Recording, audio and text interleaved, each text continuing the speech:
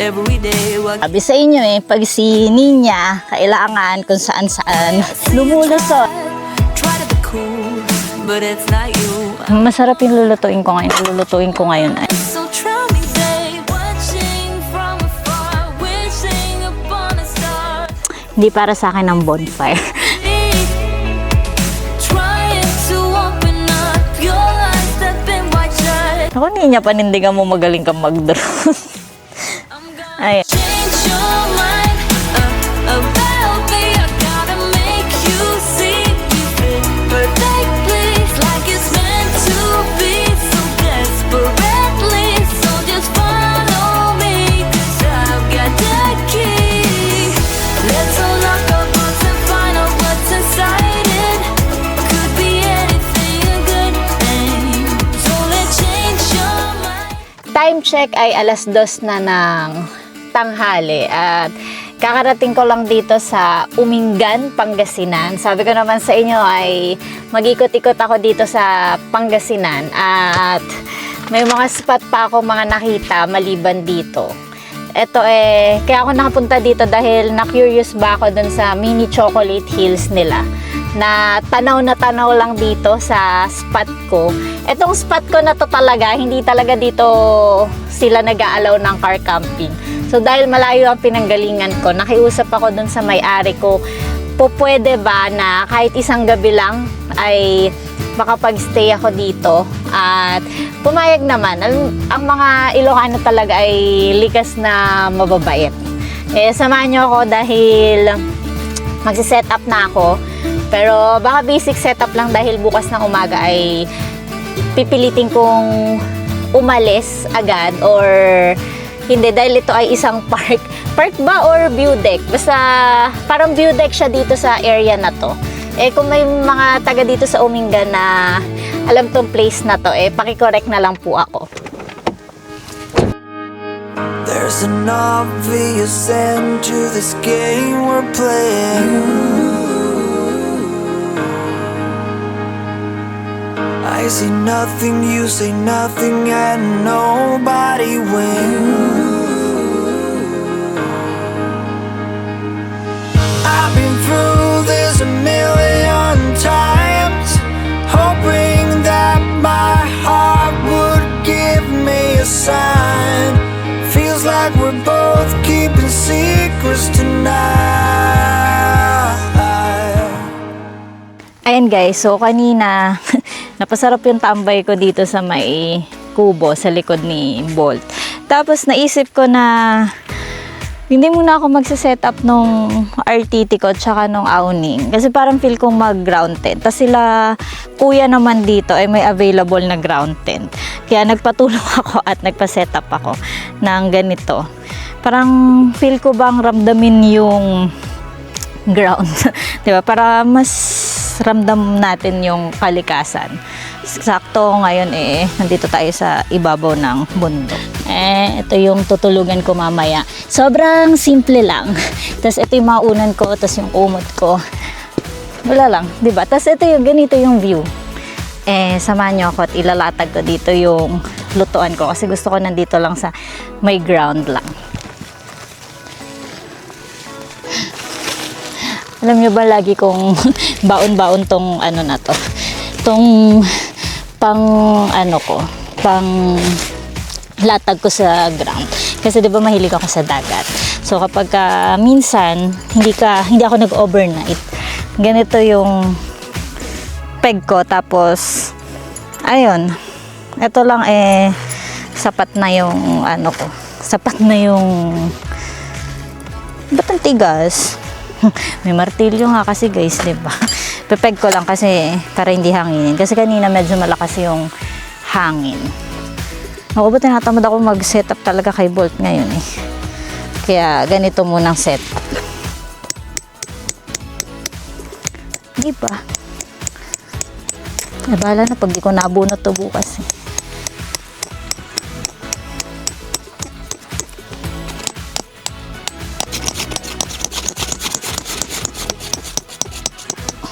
diba guys, sabi ko sa inyo minsan masarap yung mga bagay na minsan mo lang nagagawa. hindi palaging komportable. So, nahihirapan ngayong araw na to eh. Pero dahil sanay naman tayo ng biglaan, di enjoy na lang natin yung araw. Tagal ko hindi nagamit to, hindi ko na alam kung paano siya gamitin. Kita nyo guys. Tagal na kasi nakatambak nito sa likod ni Bolt. Hindi ko na siya alam kung paano gamitin. Sarap. Ramdam mo yung nature. Aabutin na tayo ng gabi. Medyo bilisan na nga natin. Masarap yung lulutuin ko ngayon. Lulutuin ko ngayon ay scallops. Pero dahil hindi ako nakabili ng bawang, wala rin akong keso, subukan ko stir fry na lang yung yung scallops ko. Medyo anong oras na? 6 o'clock. Ang tagal ko palang nakatambay doon. Na-enjoy ko ng husto doon sa sa kubo. Kasi pagdating ko kanina dito, tirik yung araw pero sobrang lakas ng hangin. Kaya alam mo yun, feel na feel ko yung presko ba. Ang sarap mag-siesta pag ganun yung ganun yung klima. Ang laking tulong ng kapag yung lutuan double burner. Kasi pagsasabayin ko na yung saing at saka yung luto ko ng ulam. Kaya mabilis lang to.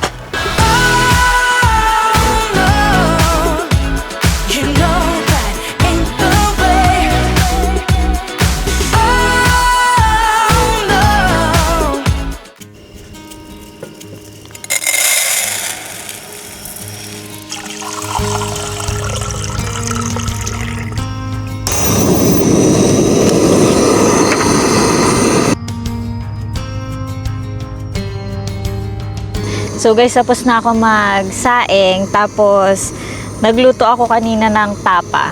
Kasi parang mabibitin ako doon sa scallops, konti lang siya. Tapos tinanggal ko na siya doon sa pinaka-shell niya. So ganyan, i-stir fry ko na lang, tapos lagyan ko ng kung ano-ano. Kasi sanay ako na yung scallops ay yung pa-bake ba, yung may cheese, may garlic. Ngayon nga dahil di nga ako nakapamalengke, tsagain na natin. Sasarap naman yan. Malaga naman luto yung pagkain. Tapos, lagyan natin ng chili mansi na magi. Talaga naman, indoors pa no? Hindi, lagyan ko para may lasa. Tapos, lalagyan ko siya ng onion powder at saka ng garlic salt. Yan naman yung mga meron ako dito sa aking mahiwagang lagayan. Para masarap. Lagyan ko kaya din ng kayin. Diba? May garlic salt ako, tapos may onion powder. Diba? Ganito yung mga gusto ko kasing pampalasa ba? Kahit sa kung ano-ano. Lagyan ko garlic. Matigas. Ay, hindi pwede pa. Bango. Lagyan natin garlic. Kasi wala akong garlic eh. Hindi yan na lang muna. Tapos, onion powder. Para medyo may kung ano-ano bang lasa. Matigas na ng onion powder ko. Guys, dapat dalas-dalasan ko pala yung luto ko. Yan, okay na yan. Isip ko kung masarap ba maanghang or diba? Sarap. Kailangan niya lumasa. Oh, ang bango pa rin ng scallops. Yee! Sabi ko stir fry, nagtubig siya. Tignan nyo, guys, kung hindi ako nagluto ng tapa, ang unti pala. Diba? Patuyuin ko na lang para lumasa ba. Masarap din to, may paminta. Mamaya pag medyo natuyo na. Lakasan nga natin. Kasi guys, kanina nung papunta ako dito, parang kumain lang ako saglit ng pansitata yun, tapos dumiretso na ako dito. Itong Umingan ay sobrang tatakot ako kasi yung likod puro puro puno. Pero maliwanag dito Yun yung kinagandahan dahil guys, sa totoo, itong camping ko na to, hindi ko alam kung magkano ba sasabihin ko sa inyo kasi di talaga sila nagpapa-car camp. Tapos mabait lang talaga sila Kuya Gideon at pinaunlakan ako. Pero hindi nga rin ako nag-car camp kasi nga ako ng tent. Gulo ko din Pero masarap kasi. Ganito yung gusto ko, bundok ba muna.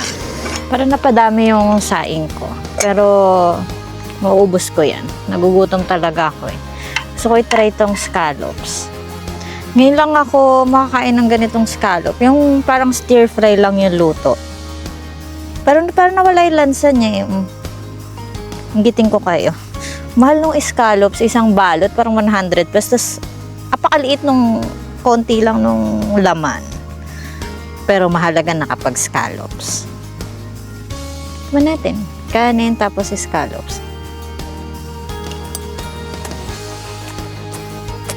Ang sarap. Ang sarap ng scallops.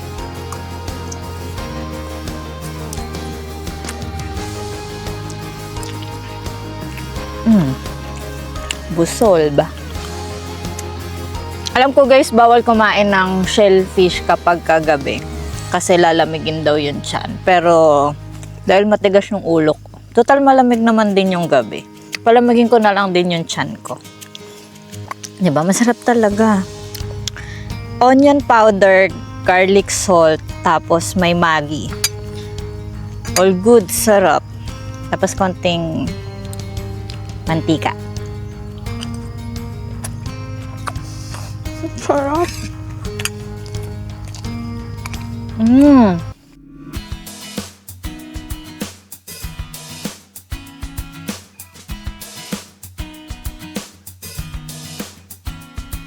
Tapos na akong kumain ng aking hapunan at syempre hindi mawawala ang pag-uurong natin.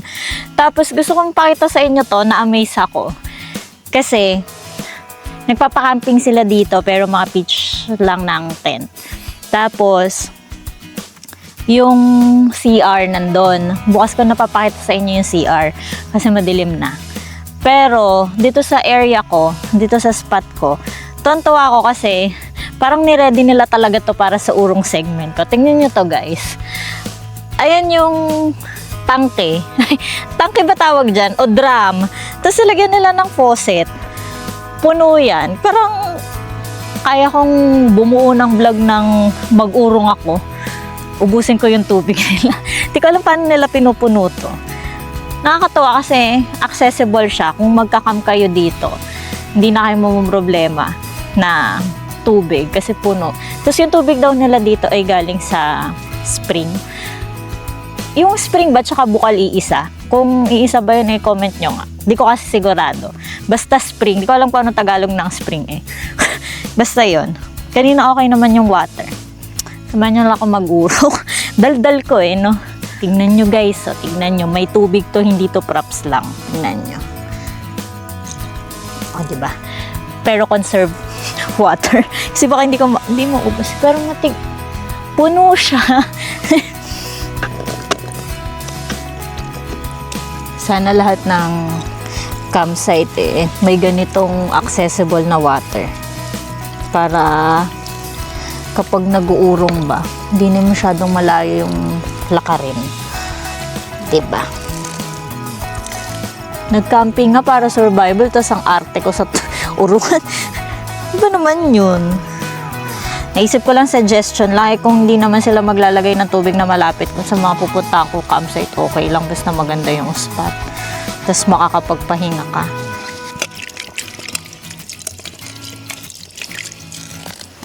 Tapos na ako mag-urong guys at dahil na tayo set up, dito muna sa kubo ko papatuyuin yan. At bukas ko na yan aayusin. Kasi magluluto pa naman ako ng breakfast. Sabi naman nila kuya kung hanggang gusto ko magstay dito, magi-stay ako. Diba? Kaya sulitin ko na at malayo nga may pinanggalingan ko. Bilib na bilib talaga ako dito sa ano na to, sa drum na to. Ayan guys, yung drum na may faucet. Parang gusto ko maglagay ng ganyan sa bahay. Wala lang. Tapos doon ako sa labas mag-urong pag nasa bahay ako. Sana lahat talaga ng camping area or camping spot may ganito. Yung mga malapit ba dun sa mga spot para hindi ba hirap yung mga campers na gumamit ng potable na water.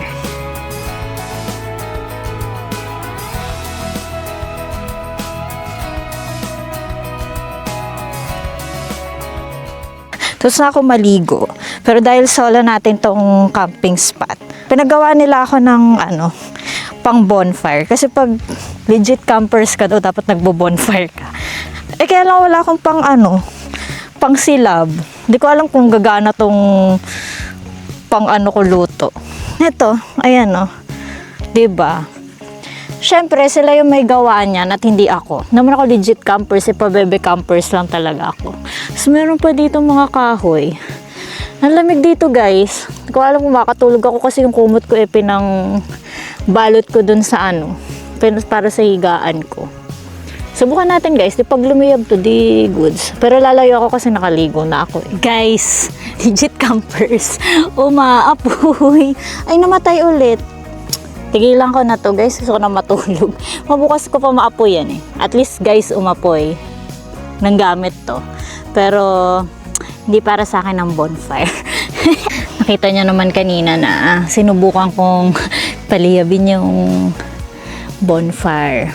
Umapoy naman. At least, may little progress. Umapoy, pero just a little lang. At ngayon, matutulog na ako dahil gusto ko nang magpahinga. Gusto kong ramdamin yung lamig ba ng hangin dito sa tuktok ng beautiful. Ano nga ulit pangalan? Ang pangalan pala ng spot na to ay Beautiful Nature Park. At kaya ako nandito ay dahil gusto kong makita nyo na meron mga ganitong spot pa na nakatago dito sa Pangasinan. Tapos, open sila na may mga mag-camping kahit pitching of tent lang. Basta kausapin nyo lang yung sa page nila. Tapos, nagpapabook din sila ng exclusive. Kunyari, mga team building, ganon, i-rent yung buong spot. Pwede yon. Yung rates, siguro kayo na yung magtanong sa kanila. Tingin ko naman mura. Ito palang spot na to ay puntahin ba? Kasi nga park siya, 'di ba? Puntahin siya ng mga lokal dito. Kasi may mga magagandang area dito na bukas ay explore ko para naman mapakita ko sa inyo kung ano pa yung magagawa nyo aside sa pagka-camping. Na-appreciate ko yung pag-aasikaso nila dito sa akin. Dahil kanina nung pagdating ko dahil nga sa security, meron parang harang pa dun sa papunta dito sa spot ko. So, pwede naman dumaan yung sasakyan, pero kailangan tanggalin yung mga wire ba yun para makapasok. So, dahil nakahirit-hirit ako na ipasok ko si Bolt at malaking malaking factor na madali silang kausapin pag sa mga ganun. Kaya naman, syempre, suklian natin ng magandang review. Kasi, ganda nung pag-asikaso nila. Tapos, kanina, si Kuya Gideon, diba, yung pag-ayos ko, latag ko ng tent, ganyan. Talagang inassist niya ako. So, dito may mga kubo na pwedeng i-rent. Tapos, nakita ko kapag mga day tour lang ganit dito, parang adult, wala pang 50, ganun. Tapos, kapag mga kids, pwedeng umikot, pwedeng mag-picture taking. Yun yung gusto kong ikutan bukas. Pero sa ngayon, guys, kailangan ko nang magpahinga at para may lakas tayo bukas. Kaya, good night, guys.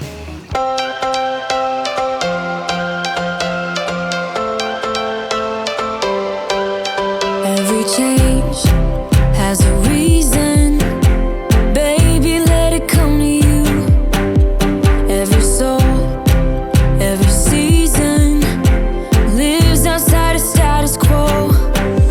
If we stop believing we're meant to be, expanding our abilities. If the passion's gone, we are doing it wrong. Baby, you and I should start living now. With the whole world at our feet, we could stay or we could leave. There is nothing in between. So baby, we should start living now. 'Cause we only have this life. Wanna laugh and wanna cry. I don't wanna waste my time. So baby, we should start living now.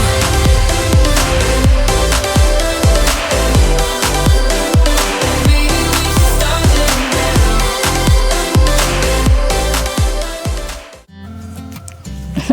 Tatanggal. Tagal tayo muta kasi kakagising lang natin. At good morning every guys.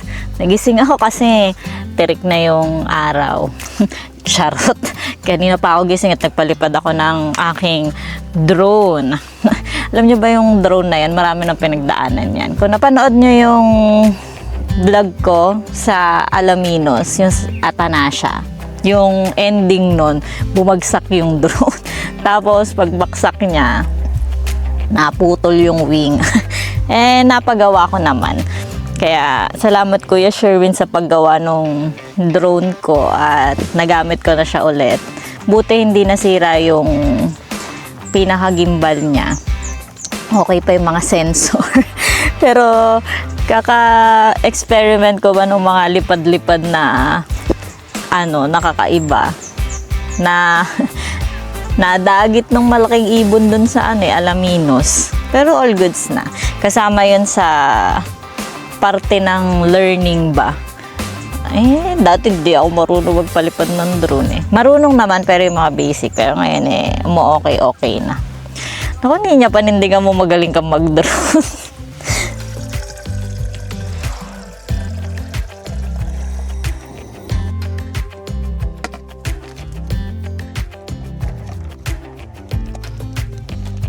Ayan guys, at nagpapainit na ako ng tubig. Tapos, magi-green tea muna tayo. At saka bread. Hindi muna ako magpapalaman. Kasi kahapon, kumain ako ng halo-halo sa along the way. Siguro dahil doon sa gatas na ginamit. Ang sakit nung tiyan ko, tapos kumukulo siya. Tapos parang nasusuka ako. Na parang kagabi ilang beses ako nagising para mag-deposit ba sa nature. Ayun. Masakit pa rin siya. Tapos babiyahe ako ulit ng medyo mahaba. So, kailangan ko ikalma yung tiyan ko. Kaya ito na lang muna. Tapos kapag may nadaanan ako ng mga apple, saging, ganun, yun na lang muna yung kakainin ko maghapon. Para lang mag-relax lang yung gut ko. Ito kasi yung, ito yung isa sa mga yung pag nasa travel, yung hindi mo kasi alam kung yung mga ready na pagkain, yun yung pwede mong i-consume. Pero dahil nga lactose intolerance at matigas yung ulo ko, naghalo-halo ako.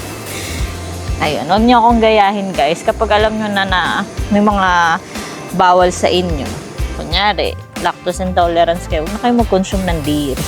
Bawal talaga ako sa dairy, pero kasi nga hilig ko naman din yung mga gatas, chocolate, ganun.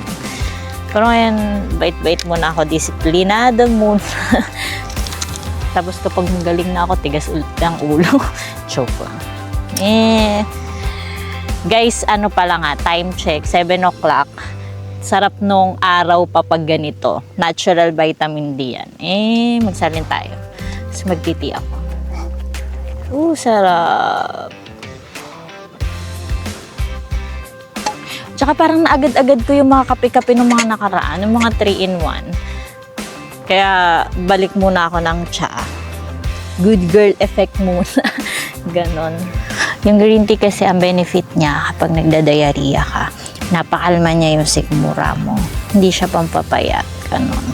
Hindi ko na muna lalagyan ng asukal So sad, walang tamis muna ngayong araw. Guys, pag nasa outdoor kayo, masarap yung ninanamnam nyo yung outdoors, hangin, sinag ng araw, 'di ba? Bawal umarte pag nasa outdoors.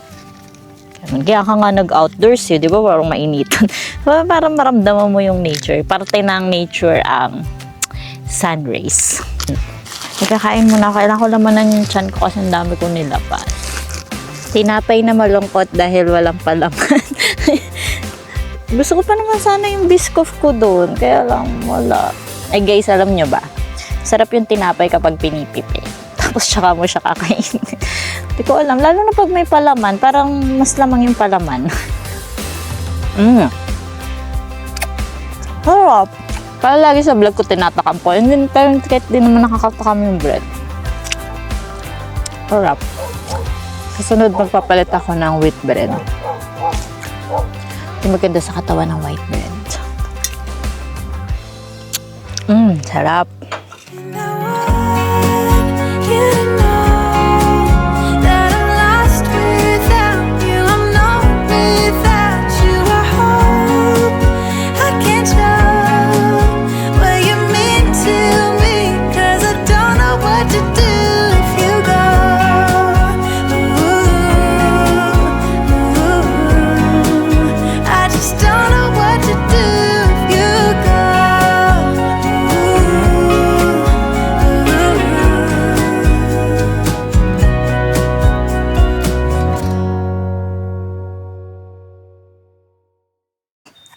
Tapos na akong mag-agahan at iiwan muna natin tong spot natin at may gusto akong akyatin. Eto. Ayan. Ang ganda dito. Tingnan nyo guys, oh. Luwag. Diba kaya kung magka-camping kayo dito sa lugar na to, tingin ko masusulit nyo at ma-enjoy nyo. Solo-solo natin, ano? Akyat tayo. May hagdan. Pero sarap dito sana. Kaya lang, nakahabayanas ako. Kaya, doon tayo sa sementado ba maglakad. Guys, alam nyo, kung mahal ko ang dagat, mahal ko rin ang bundok. Kasi lalo pag ganito, di ba kanina tirik na tirik yung araw pag bukas nung sunrise ba? Ngayon, eto oh, ganda. Hindi ako mapagantay kung ano pa meron doon sa taas kasi kahapon. At kanina, nung nagpapalipad ako ng drone, maganda. Iba pa rin yung eye level yung ganda nung no? Uy! Ang ganda. May tungtong. Ay, akit tayo dito. Testing. Oh! Ang ganda. Oh, ganda. Guys, ako sa inyo. Yung mga ganitong simpleng kaligayahan dapat niraranas nyo na ba? Habang kaya pa ng mga tuhod natin. Diba ba tayo parang may mga something pa dito Ay, may bird's nest. Tignan nyo guys, may bird's nest doon. Mamaya pupuntahan ko yan. May gusto pa ako dito puntahan. Ang ganda. Ay, ito pa. Ganda. Guys, bangin na pala. Ay, hindi ito yung kalsada na dinaanan ko kahapon. Paakyat dito. Ganda. Yung dito, ako magdi-dater kayo. All goods din. Oh, parang, wala akong masabi kundi maganda. Kasi ba naman, itong pwesto, ay, nako. Sulit tong alis ko na to. Tapos guys, itong Umingan pala ay malapit lang sa sa metro. 4 hours lang to. Ito yung medyo malapit sa baba ng Pangasinan. Tapos ang kaduktong neto ay, kapag kakatanda ko, ang duktong neto ay Talugtog, Nueva Ecija. So parang naghihiwalay yung Nueva Ecija at Pangasinan dito sa part na to. So maliit lang to na bayan ng Pangasinan. Nag-trivia. Search na lang sa Google. Gusto kong enjoy at gusto kong makita nyo na ang ganda ng lugar. Hindi ako nagkamali ng pili. Diba? Guys, tandaan nyo si Bonnie RB kasi ay, alam nyo yun, mas gusto ko yung nasusolo ko yung lugar. Pero hindi ko ito nirentahan ng, ng exclusive. Na taon lang na kapag umiikot ako sa mga spot, nagtatanong muna ako dun sa kung may makakasabay ba ako, ganyan, or tinataon ko talaga ng weekdays. Since dala-dala ko naman yung trabaho ko. Kaya nagsalita. Charot ko lang. Ay! Guys, ganda nito. Kikita nyo yung mga bundok na yan. Yan, lugar na yan. Siyempre, hindi sa atin yan. Pero natuwa akong ganda. Gusto ko ilagay ito sa frame. Bundok. Hay. Itong Umingan na to, ngayon lang ako na padpad dito. Talagang, usually kasi ang kilala natin, 'di ba, yung doon sa sa yung mga kilalang Alaminos, Dasol, ganyan. Ito kasi Umingan. Parang daanan lang ba siya, 'di ba? Pero yung pinagmamalaki nila dito yung mini chocolate hills nila. Na ito ay tanaw na mata natin ngayon. Ayan. Daldal ko no, guys. Sobrang sarap ng pakiramdam talaga pag nasa kalikasan. At nakapunta na ako dun sa left side dito, tapos dun sa isang deck. Gusto kong pumunta ngayon dun sa bird's nest. Alam nyo guys, ito ay sisiguraduhin kong mabalikan kasi parang favorite spot ko to. Pag bundok favorite spot ko to.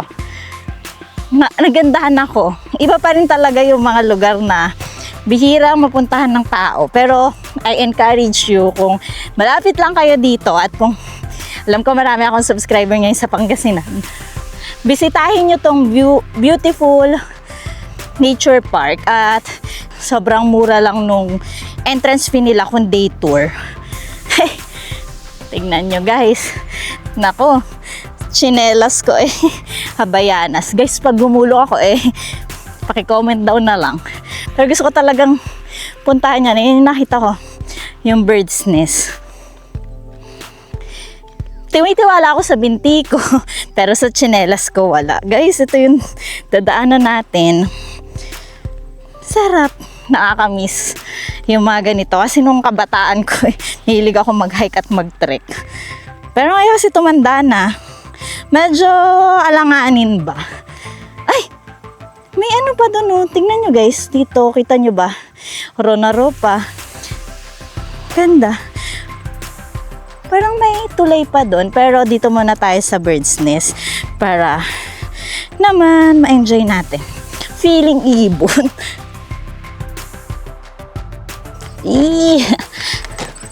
Sabi sa inyo pag si Ninya, kailangan kung saan-saan lumulusot at sumisiksik. Ganda na itong bird's nest. Kala nyo inayos ko yung camera ko guys ha. May mga nagre-reklamo yung framing ko daw Kasi naman guys, kapag nag-e-enjoy ako dito sa sa nature, alam niyo yun yung minsan talaga yung pagbablog nalilis priority ko. Pero dahil nga alam ko naman na lagi kayo sumusubaybay, pinipilit kong pag-igihan pa yung pagbablog para naman makahatid ako sa inyo ng kagaanan at maging panatag kayo.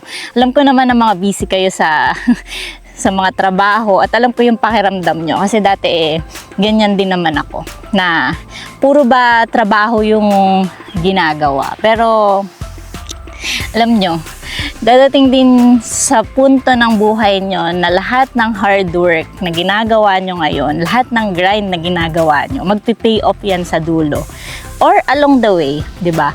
Habang pinupursige nyo yung bawat araw, hindi nyo napapansin na yung progress ng pamumuhay nyo sa pang-araw-araw ay nagiging better at nag-i-improve. Sa totoo guys, ako ganun yung naramdaman ko along the way ng journey ko. May kasama, naging solo, ganon. Nakita ko yung kahapon ko ay mas better na yung today at mas na-enjoy ko na yung buhay ba na meron ako ngayon. At bonus na naibabahagi ko sa inyo yung mga magagandang lugar na napupuntahan ko na minsan nakala natin sobrang expensive yung pagta-travel. Pero sa totoo, nasa sayo yon kung paano mo ma-enjoy at ma-appreciate yung mga lugar na pinupuntahan mo. Tulad na tong spot na to, naging memorable sa akin to dahil ngayon ko ulit naranasan na mag-ground tent, diba?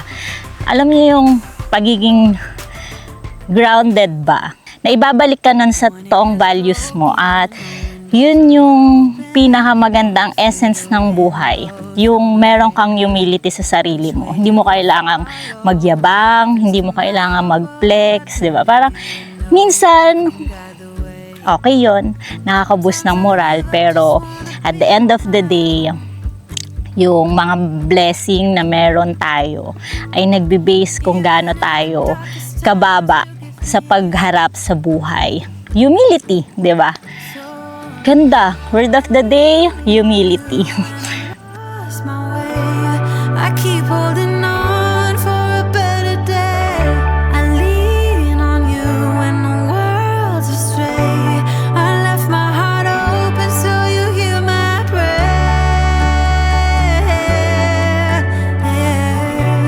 I left my heart open so you hear my prayer.